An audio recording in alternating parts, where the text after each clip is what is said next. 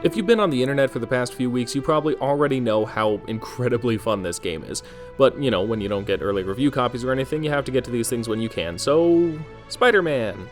We're in a nice time now when licensed games are actually pretty good. We're not getting as many rushed movie tie-ins as we used to, and especially after Arkham Asylum, we have been getting a great run of actually good games based on existing beloved properties. Spider-Man continues that trend rather brilliantly, even if also in pretty much exactly the way you'd expect.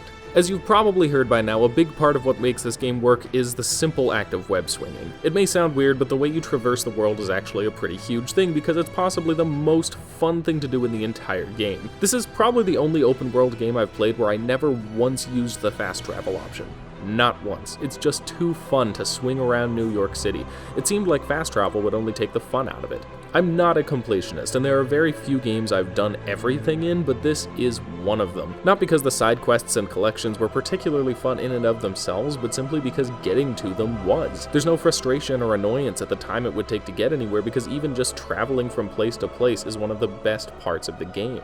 Which isn't to say the rest of it is lackluster, there's just really not much here you haven't seen before. Spider-Man feels in many ways like the refinement, perhaps to perfection, of previous open-world superhero games. It's got the same open-world structure, the same recurring events in that open world, the same third-person combat plus powers to play with, the same leveling systems, the same assortment of collection quests, combat quests, stealth quests, all that stuff. It's all done really well. Stealth isn't the star of the show, but it's functional, and combat is stylish and fast and fun, with a lot of different moves and gadgets you can use to mix things up. But ultimately, the only thing that really separates it from the pack of these kinds of games is the traversal. It's just so much fun. On another note, the game is also just immensely polished. There are a lot of really small, neat touches, like the use of cameras throughout the game and the ability to use photo mode to take selfies, the way Spider-Man can greet random people in the street, and the attention to detail not only in the game's portrayal of New York, but its inclusion of various other Marvel elements, like the Avengers Tower and the Wakandan Embassy. And in one of the more impressive touches, all of Spider-Man's in-game dialogue has two completely separate recordings,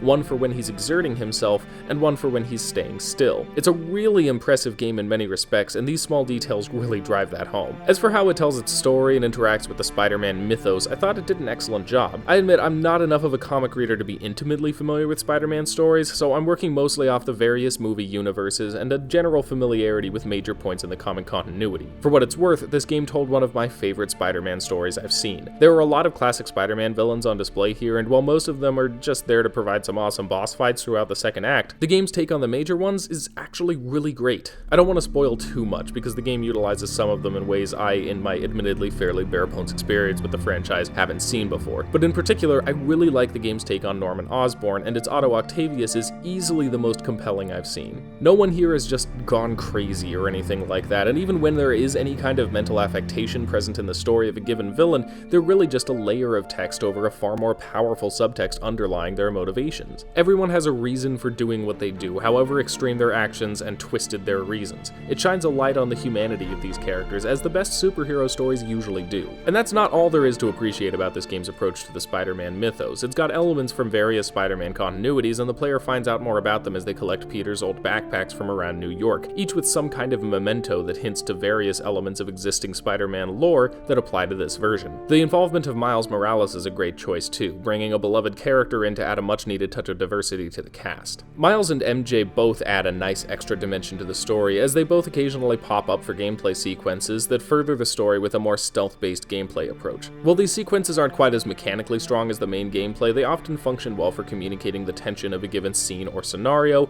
injecting a bit of variety into the proceedings, and developing both of these characters into capable and intuitive people in their own rights. Ultimately, what makes the story work for me is how it, like most good Spider-Man stories, focuses on the contrast between the lives and responsibilities of Spider-Man and Peter Parker. This includes the classic stuff, like struggling to make his relationship with MJ work while also fulfilling his responsibilities as Spider-Man, but also some relatively subtle elements, like how Peter's feelings about Octavius differ from Spider-Man's duties regarding him. I just felt like the whole game handled the central themes and mythos of Spider-Man really well, and I appreciated what it had to offer. The voice cast is excellent too. In particular, I was impressed to see Yuri Lowenthal as Peter Parker. I honestly wouldn't have expected him to be such a perfect fit, but he's emotive and funny in all the ways Peter needs to be. Shout out to Laura Bailey as MJ and William Salyers as Octavius as well. Overall, just a talented cast with great performances all around. It's not that the story is perfect. Sometimes it felt like they were playing it a bit too safe and glossed over certain plot points that could have been more powerful if the story was willing to actually go there. Peter's relationship with MJ in particular feels like it could have gotten a little more involved. There was some great stuff throughout the game, and I loved the way it framed them working through their relationship problems as them learning how to work together in a non-romantic context to save the city.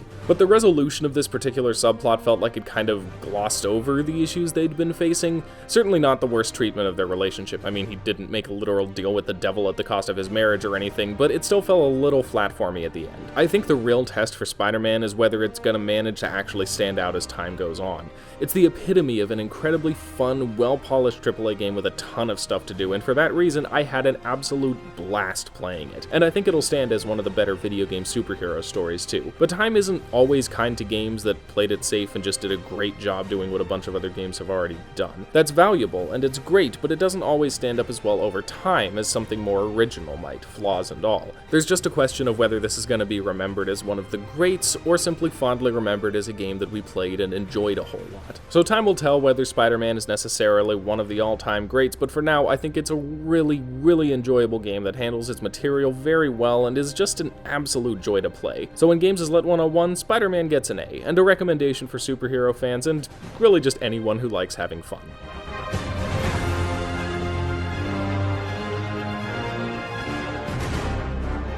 Thanks for watching. Spider-Man was purchased for me by Andrew Foltz, who writes stories, reviews, and discussion of various media he likes with an emphasis on games on his website. The link to that is in the description. I'll review any game that's purchased for me, so if there's an existing or upcoming game that you're excited about and want to see my opinion on, email me at gamesliterature@gmail.com and we can talk about it. Thanks for watching, and I'll see you next time.